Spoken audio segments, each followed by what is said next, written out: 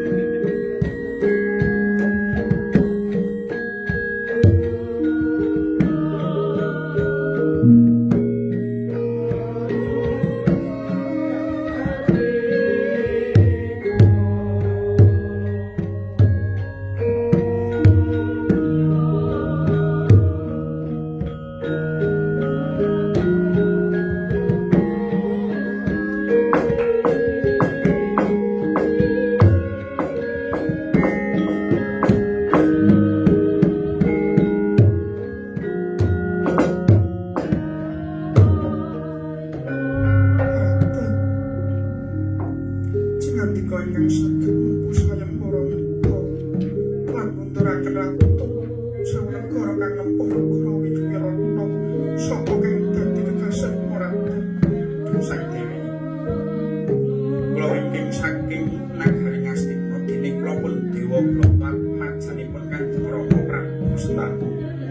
Ya Raden Prabu menawi kadang bedene panjenengan pusayem walih-walih menapa sowan kawula dumateng nagari Wirata menika badhe hangebun enjangan jejawah sonten awit nuhoni panangisipun Kanjeng Rama Prabu Sentanu ingkang kepi-kepi kayuyun citranipun Putri Wirata mila dinten menika kula ngupusayem mbara boten pojo-pojo kangge diri pribadi nanging badhe kula aturaken dumateng Kanjeng Rama.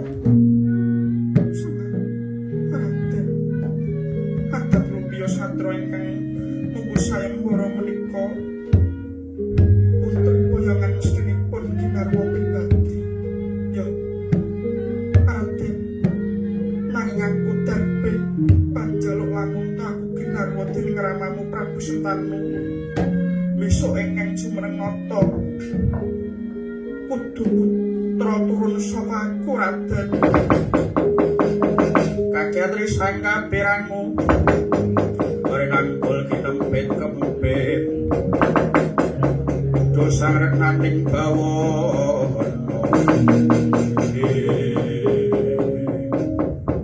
menawi mekaten kersa jatiko kula lila legawa mugi jagat menika hanyang seni wiwit dinten kalenggan gampar keprabon lan ingkang jumeneng nata ing benjangipun wonten negari Ngastina kula kunjukaken dumateng putra Paduka.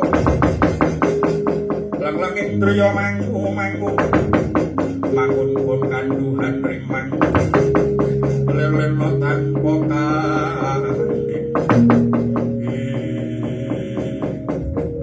Raden Dewabrata prasapa ingkang kaya mangkono kuwi mau apa kena nduk gemi. Inggih kula andhemi demi kanthi tumusing batos menawi kula lincati prasetya kala wau badhe wirang salamining gesang aku durung bisa percaya lan rasaku isih sangga rundi aku percaya marang prasetya nanging upama besok tedak trono padha gugat banjur piye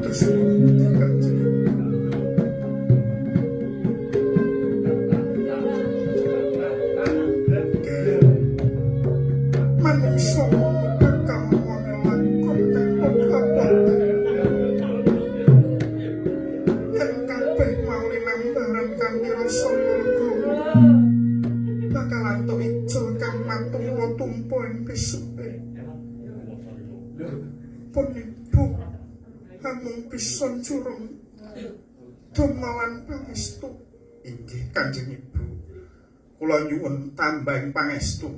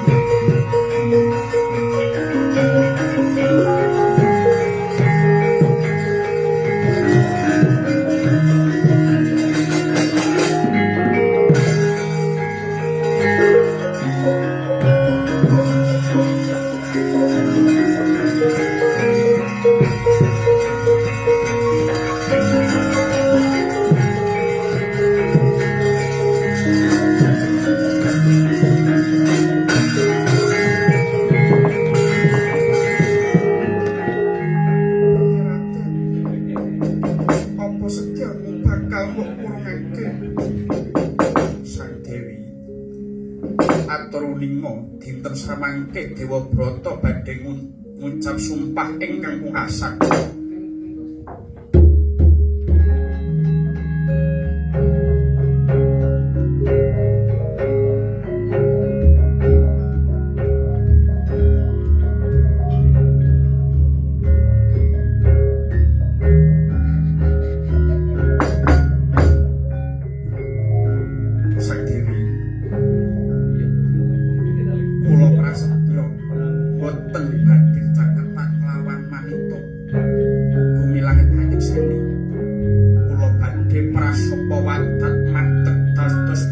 Seleksian jagat saya sore.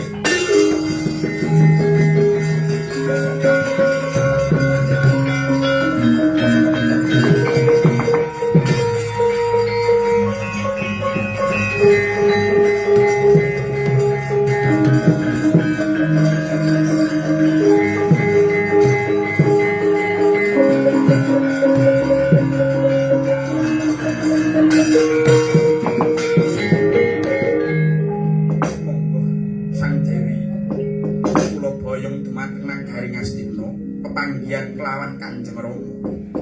Ya Sang Raden, aku melu kang dadi kersamu.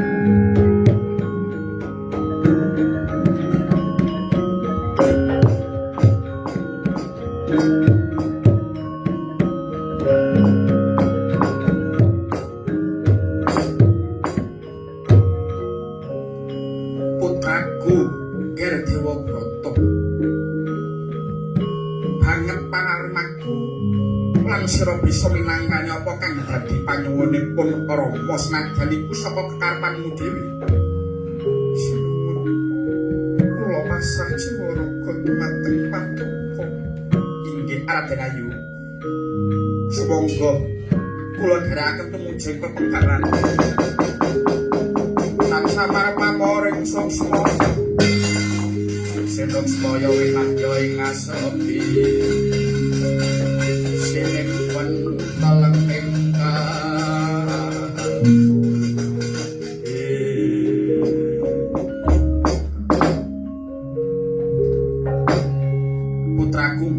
Dewa Brata pun Rama banget bombong jroning manah dene jeneng sira wis bisa nyuwargake pun Rama senadyan isih ana ing alam padhang.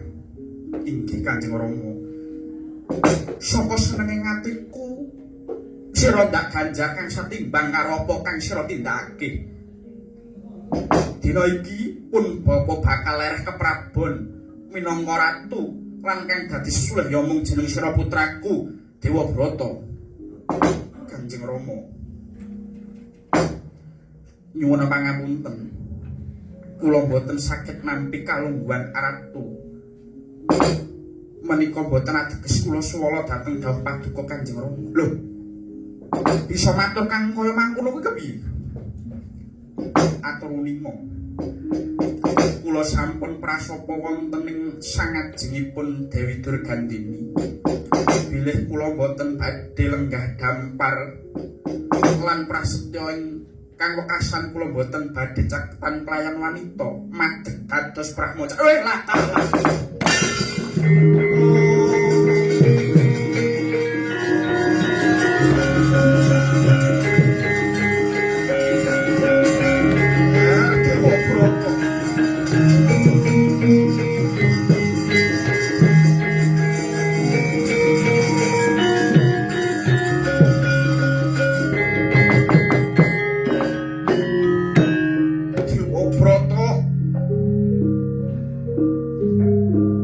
Panjenengan ingsun wis hancur. Apa kang dadi lekasmu kepengin ngoyakake? Wong aku lanang. Nanging ora kaya mangkon tumindak wani ngorbanke diri pribadimu nggih Kanjeng Rama.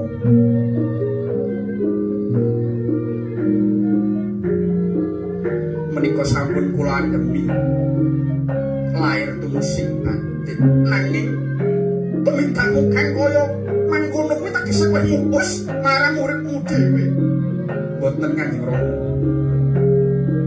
Urip menika gumantung kitahipun ingkang anarampahi. Gesangipun Dewabrata sampun kula ilakaken. Kagem mulyaning tiyang sepuh. Dewabrata namung kepengin nyramakaken gesang kula dumateng jagat menika. Jagat Dewabrata. Jebul semono nggonmu nglabuhi marang aku ger putraku. Pun bapa njaluk pangapura dene wis gawe sengsarane anakku kamangka kang dadi penyambunge sejarah ing praja Astina. Kanjeng Rama. Bapak nyambungi sejarah lan panyambungi turun sampun wonten adi kula saking Ibu Durgandini. Mangke ingkang dados ratu negari Astina menika lan Dewabrata boten badhe ucik lan boten nyuwun kalenggahan menika sampun Kanjeng Rama. Tanggal jawab lan kewajiban kula sampun dipun Dewabrata lakon teko kaya mangkene nggih sampun Kanjeng Rama. Nyuwun pangestu kula badhe nglajengaken lampah.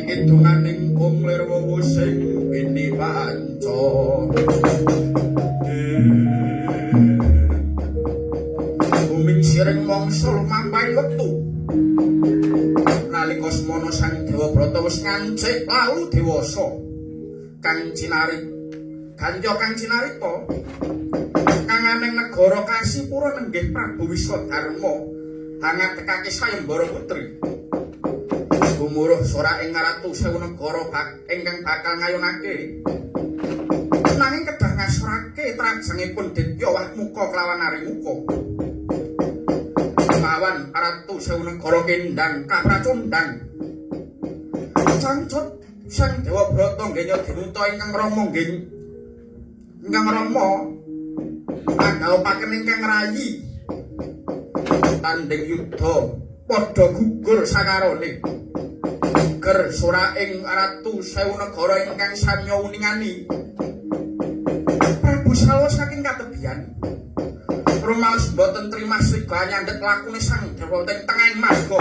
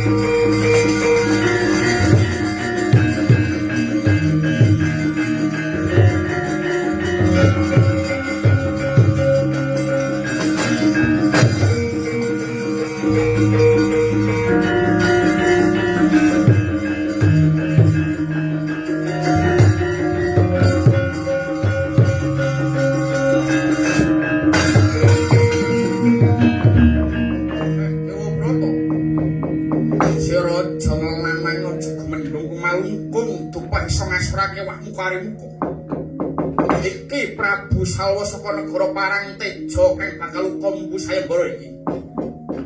Sang Prabu paduka menika tinemu keri kang sayembara iki. Ora idem. Ayo tetandingan sapa ingkang golekku kang bakal bisa mboyong putri katulune. Sang Prabu ora-orane Dewabrata mundur jangka.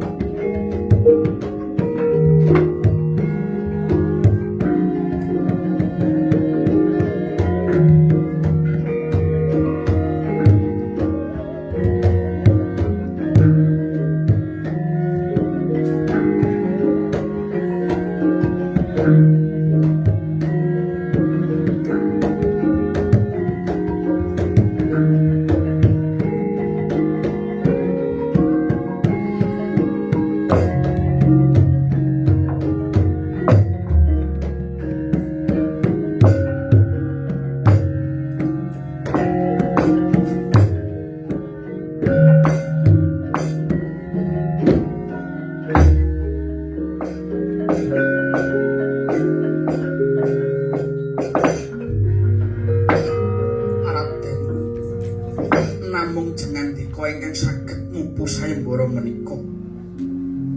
Dinten menika putra kula ketiga Amba Ambika kelawan Ambalika kula pasrahaken dhumateng Paduka Raden. Inggih Sang Prabu nistakaken dawuh. Putraku ketiga jeneng sira dadi putri boyongan. Tetapo asih kinasah ratut runtut nganti kuputing yuswa yongger. Inggih Kanjeng Rama, inggih Kanjeng Rama, Kanjeng Rama. Mugi saged ladi kanthi lila.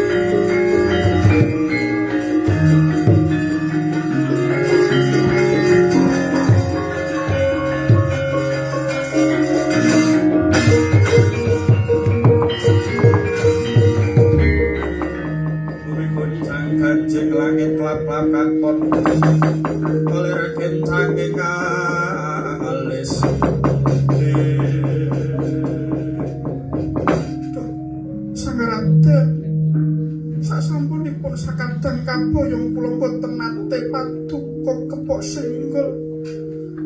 Menawi ambuhan gadhahi kaluputan Raden. Duh Sang Jayu. Ingsun jejaring mutusan ngamung nedya mala kramakake kadang yaya biasa. Kagatri sang kabirangmu. Ari nangkul kinempet kempet. Duh Raden. Yen amung paduka kang sampun mumpu sayembara. Prasetyaning ambo kedah sesandingan kelawan paduka Raden. Menawi boten luwih becik ambo teking palastra Raden. Ambo Waruhanono. Aku sumpah prasetya jroning uripku. Uripku kinanut tombok katresnan lan kamulyaning Rama Prabu kelawan Ibu Durgandini. Aku ora bisa nampa paswitanmu. Lan aku ora bakal para krama lan cecakitan kelawan wanita. Amarga aku wadah ambo. Bedhog teka tetan rasa guling.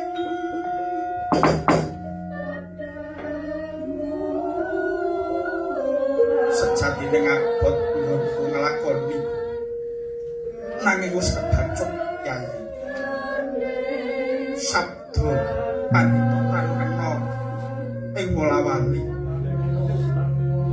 Dados ngrasa tresna kabeh mau paripeksa ndak pupus. Sang Raden. Teguh paduka ngrisak dumateng jagat ing ambo. Dikontengku medhot rasa kang wis ngungkir jroning ati. Jagat. Testun temen ngon kundasnani Raden Dewabrata. Jebul selak lahir lan batine. Raden. Yen mangkono paduka sampun ngendika sumpah mboten cecaketan kelayan wanita salamine gesang.